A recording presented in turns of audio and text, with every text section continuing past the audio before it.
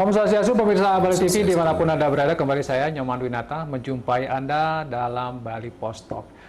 Masih dalam rangkaian refleksi akhir tahun 2021, Bali Post Talk menghadirkan beberapa orang narasumber yang tentunya sesuai dengan bidang masing-masing. Hari ini saya bicara tentang masalah hukum. Saya akan wawancarai Dekan Fakultas Hukum Universitas Mahasaraswati, Bapak Dr. Sukawati Lanang Putra Prabawa, berkaitan dengan tadi refleksi 2021 hukum, di bidang hukum apa saja kasus-kasus yang menonjol. Tentu juga kita punya proyeksi katakanlah 2022 bagaimana perkembangan hukum dalam konteks Bali. Nah, kita masih bicara tentang kondisi Bali yang dalam pandemi ini. Apakah ini ada kaitannya juga dengan menonjolnya beberapa kasus-kasus hukum tertentu ketika kita bicara tentang pandemi ini sendiri. Kita sapa dulu narasumber kita. Om Swastiastu, Pak Dekan. Om Swastiastu, Beli Winata. Semoga sehat selalu ya. Dan Bali TV makin. Terima kasih. Baik, kita bicara tentang refleksi hukum di tahun 2021. Kasus-kasus yang menonjol dalam pandangan Pak Dekan pengamatan. Ya, dari beberapa baik nasional terutama di Bali, dari beberapa kasus yang menonjol yang saya amati ya. Pertama, kalau di Perdata itu pasti persoalan PHK karena ujungnya kemarin di COVID itu persoalan PHK. Kemudian yang kedua, menggelinding persoalan kredit lah di beberapa lembaga keuangan itu menjadi persoalan. Bahkan yang muncul sampai ada pinjaman online yang ramai. Pinjol ya, itu salah satu di wilayah Perdata yang ramai pada saat itu.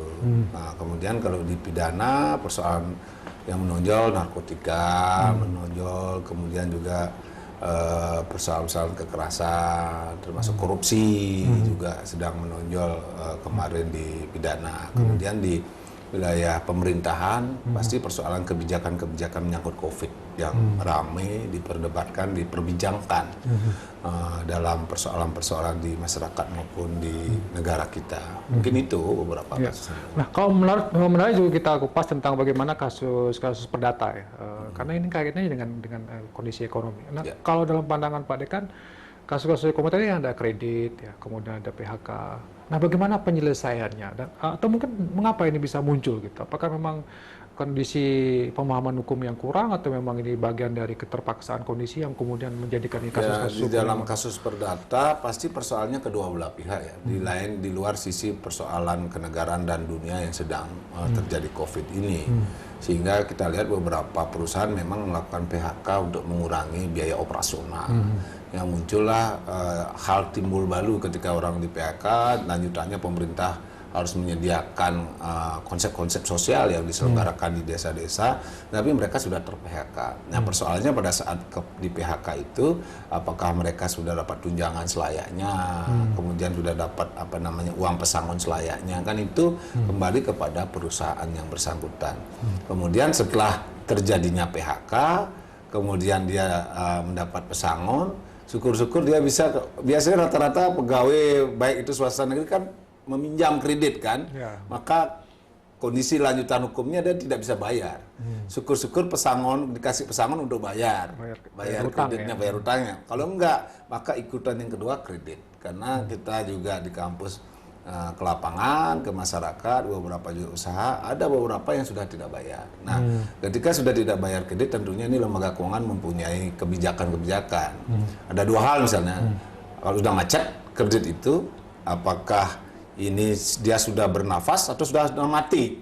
Kalau masih bernafas itu biasanya lembaga-lembaga keuangan pasti melakukan restrak berdasarkan keputusan OJK, dikasih relaksasi lah, restrak, reschedule, kemudian recondition dan sebagainya.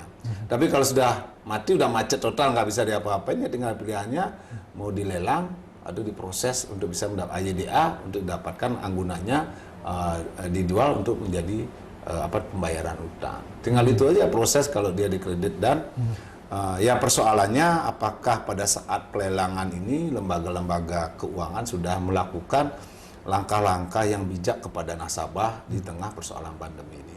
Beberapa ada kasus kadang tanpa konfirmasi koordinasi yang baik tahu-tahu dilelang. Kaget juga para nasabah langsung dilelang oleh perbankan ya. Oleh perbankan. Nah, ini menjadi catatan juga karena kondisi ini.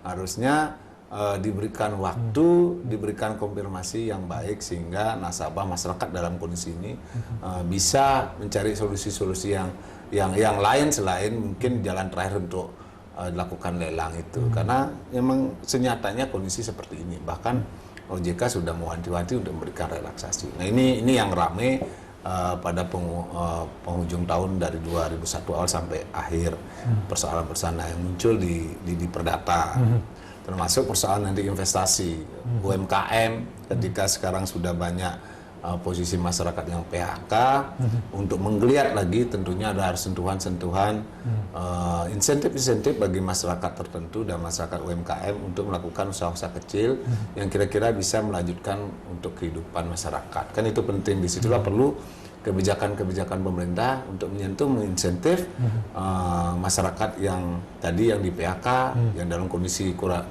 menengah ke bawah agar menggeliat lagi ekonominya. Karena kalau tadi sempat diskusi pertengahan tahun sempat pertumbuhan ekonomi dari Mei 11 ya menjadi plus. Nah sekarang tinggal dilihat apakah dari plus ini turun lagi, berarti insentifnya belum bisa bertahan lama gitu. Bagaimana saya harapkan di pemerintah provinsi maupun pusat tetap, karena kondisi masyarakat sekarang seperti itu. Baik. Oke, itu di perdata ya, karena konsekuensi dari tekanan ekonomi yang cukup kuat ya, ada kasus-kasus. Nah, kita bicara tentang pidana. Tadi ada korupsi juga yang muncul. Nah, bagaimana Pak Dekan melihat ini? Apakah justru kesempatan pandemi, karena beberapa kasus juga kita lihat ada di Karangasem ya kalau nggak salah, ada yang masker gitu ya. Belelang juga ada ya. Nah, gimana Pak Dekan melihat kalau ini? Kalau di Karangasem ada korupsi karena mungkin keterkaitan dengan yang saya baca ya, kaitan media dengan penyelenggara dalam hal ini kaitan dengan kebijakan COVID. Maka waktu itu kan baik Presiden Jokowi maupun para menteri memberikan semacam warning kepada kepala-kepala daerah agar berhati-hati melakukan kebijakan yang penting tidak untuk keuntungan. Kalau korupsi itu kan suatu kebijakan yang diberikan untuk menguntungkan orang lain atau dirinya terhadap kebijakan itu. Itu yang tidak boleh. Itu sebenarnya kebijakannya yang korupsi. Tapi kalau ini kebijakannya untuk melindungi masyarakat, untuk memproteksi masyarakat, untuk memberikan pelayanan dan kemudahan bagi masyarakat, itu tidak ada persoalan. Ada memang korupsi yang seperti itu ditengarai dalam terduga karena belum keputusan memanfaatkan kebijakan untuk menguntungkan orang lain atau dirinya. Ada memang yang korupsi yang sebelum COVID, memang yang seperti di bulan itu sebelum COVID, ya, seperti Tabanan juga ya? Tabanan, jadi bentuk-bentuk gratifikasi terduga bentuk korupsinya gratifikasi yang diberikan. Nah, ini memang sebelum COVID. Jadi terserah sekarang penegak hukum kita harapkan mendorong secara terang benerang apa sebenarnya yang terjadi biar masyarakat juga mempunyai semacam pemahaman yang sama, kejelasan yang sama, apa benar apa tidak. Walaupun tetap di dalam hukum pidana itu ada asas praduga tak bersalah, tapi sekarang juga ada asas praduga bersalah. Gitu kan. Artinya kalau dulu kita usulkan praduga bersalah ini biasanya yang membuktikan adalah penegak hukum, membuktikan dia bersalah. Kalau praduga bersalah itu dia membuktikan kalau si korban ini membuktikan dirinya bahwa tidak bersalah. Jadi kalau dulu penegak hukum yang membuktikan dia bersalah, sekarang kalau untuk membela diri dia sendiri membuktikan sebenarnya dia tidak bersalah. Tapi kalau kita bicara tentang penegakan hukum kasus korupsi, menurut Pak Dekan apakah katakanlah aparat penegak hukum kejaksaan, kepolisian, atau mungkin bahkan KPK ada mengendor nggak mereka selama masa pandemi 2020-2021 ini misalnya penegakan hukum? Apa mereka kencang masih ini kalau bahasanya kejaksaan mulai agak lumayan, tetapi saya tidak lihat kendor semangatnya atau kendor, tetapi lebih hati-hati mungkin. Karena kenapa beberapa kasus ditenggarai ketika teman-teman media ini sudah memunculkan, akhirnya lama-lama barang buktinya nggak ketemu. Kemudian bukti-buktinya tidak kuat, yang menyebabkan di tengah jalan berhenti. Jadi hukum itu kan tidak bisa hanya opini, dia ada data fakta, ada pembuktian yang harus dilakukan oleh penegak hukum. Jangan sampai karena kita rame akhirnya ada tanda kutip kesengajaan atau memang mengalihkan barang bukti itu menjadi buram atau menjadi kabur barang buktinya sehingga lemah dalam proses penyidikan dan penuntutan.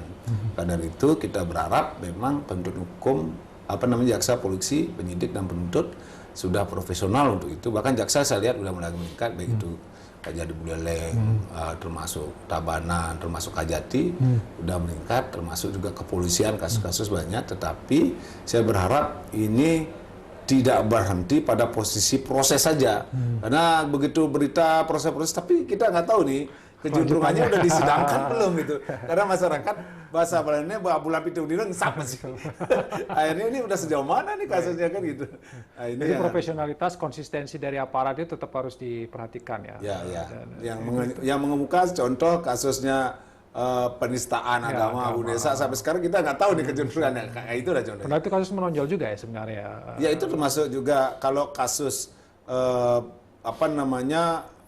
kejahatan atau semacam perbuatan tindak pidana di dunia maya itu kan sudah tinggi juga dari sebelum COVID, apalagi COVID. Ada bentuknya fake news, hoax dan ujaran kebencian atau hate speech. Jadi itu beberapa menonjol juga pada saat-saat ini. Kenapa menonjol juga? Karena masyarakat lebih banyak menggunakan media sosial. Di rumah berarti menggunakan media sosial, sehingga yang ramai di media sosial memang. Nah ini penegak hukum juga harus mengantisipasi, harus preventif juga. Kasus narkoba, bagaimana Pak Dekan melihat aparat hukum sudah cukup intens nggak narkoba di Bali? Ya, saya bilang masih menengah lah ya, karena kasus-kasus yang menonjol sangat sulit dibuktikan. Mungkin ataupun dibuktikan tidak tersampaikan ke masyarakat, yang terbukti juga hanya mungkin kerucu-kerucunya gitu kan. Bukan benda-benda besarnya. Ya big fish-nya katanya belum muncul. Kita berharap kan itu yang harus diinikan. Oke, gitu. kita bicara tentang 2022 ya Pak Dekan. Kira-kira menurut Pak Dekan apa yang mesti dilakukan oleh aparat hukum? Karena kita mungkin pandeminya masih akan berjalan ini. Kita berharapnya sih hilang gitu, tapi masih agak kurang ya, kita yakin itu. Gimana Pak Dekan melihat 2022? Kalau penegakan hukum itu kan ada preventif, ada represif ya. Bagi masyarakat dengan kondisi ekonomi seperti ini, makanya ada restoratif justice di situ. Ada juga peranan-peranan penegak hukum untuk melakukan preventifnya. Bagi beberapa yang memang kondisi ekonominya agak berat, kemudian juga masyarakat seperti ini. Tetapi bagi kelompok-kelompok tertentu, oknum-oknum tertentu yang sudah menjadi bagian kerjaannya, mulai seperti residivis itu, apalagi kayak tadi big fish itu, di situ sebenarnya udah harus represif, harus tegas dari penegak hukum, bila perlu memberikan semacam warning agar ada penjeraan bagi mereka, walaupun dalam teori hukum ada namanya ius vindicativa, bahwa keadilan bagi pelaku tindak pidana itu bukan karena teori pembalasan dan teori penjeraan, tetapi karena dia melakukan resiko itu karena perbuatannya dia. Vindicativa itu ada ius vindicativa, perbuatan dia itu harus dikenakan biar menormalisasi kembali dirinya, bukan korban yang harus dinormalisasi, dirinya yang melakukan tindak pidana itu harus dinormalisasi akibat perbuatannya dia gitu. Kalau pembalasan atau penjeraan itu kan melakukan ini kepada korban maupun masyarakat itu wajar tetap, tetapi juga diberikan semacam keadilan bagi dirinya yang berbuat begitu. Itu namanya dalam teori ius vindicativa yang harus dilakukan penegak hukum, bukan untuk masyarakat, tetapi bagi pembuat sisi pelaku itu harus diberikan risiko terhadap perbuatannya dia gitu. Oke. Artinya di tahun 2022 aparat penegak hukum tetap harus profesional, lebih tegas lagi, kemudian langkah-langkah yang mana harus dipreventifkan, restoratif justice, yang mana harus direpresifkan. Ya, karena kondisi ekonomi juga ya. Ya, kalau semua nanti karena kondisi misa kan contoh di Jawa tuh di sini orang nyari kayu bakar, nyuri itu surat edaran Kapolri sudah keluar. Jadi yang masih bisa dibina karena memang situasi dan sebagainya. Bukan berarti membenarkan ya. Konteksnya ini kadang-kadang salah. Membela seseorang yang melakukan perbuatan mencuri kecil itu dianggap membela, bukan. Mendudukan sesuai porsinya, dia salah. Tetapi hukumnya tidak harus masuk penjara gitu. Kan masih bisa dibina. Kalau sekarang masih ada wajib lapor, apalagi orang tua, apalagi yang tidak mengerti gitu kan. Kan masih harus ada bisa pembinaan itu, bukan langsung setiap orang yang melakukan tindak pidana apapun jeblosin kan. Termasuk juga penggunaan narkotika, katakan kan ada bandar, ada pengguna penyalahguna. Sekarang yang anak muda yang nggak ngerti gitu, korban itu. Ada yang katanya sekarang lebih kepada rehabilitasi. Gimana Pak Dekan? Bukan di penjara, tapi direhabilitasi. Ya ada itu namanya restoratif justice. Salah satu untuk menyelesaikan hukum itu tidak hanya penjeraan pembalasan itu, tetapi mengembalikan posisinya semula dia agar sadar. Pembinaan. Berarti sepakat ya kalau tergantung korban atau pelaku dia.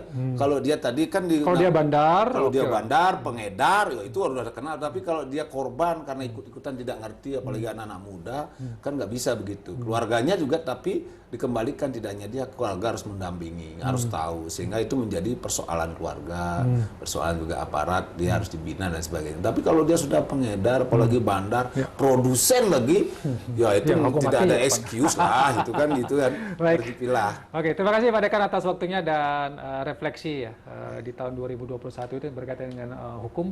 Memang pandemi ini memberikan kita banyak sekali pelajaran, termasuk juga di bidang hukum ini.